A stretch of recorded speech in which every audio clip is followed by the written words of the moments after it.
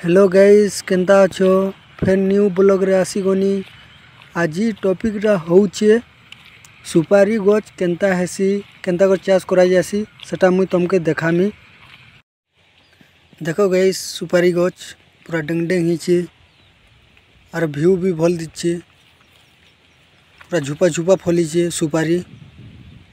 ई बेंगलोर रे ई खाली चाष करसन गुटे चाष जी कि सुपारी गछ। देखो झुपा झुपा हो फलीचे देख और नड़िया गज मैंने भी अच्छे बहुतटे और इन्हें खाली सुपारी और नड़िया इन्हें बहुत करसन। छोट छोट गज मैंने भी तले अच्छे तले छोट छोट गछ है ऊपर के बड़ बड़ गछ अच्छे।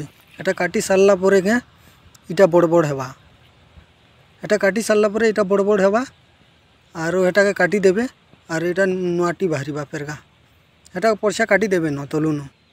देखो केते भल दिच्छे।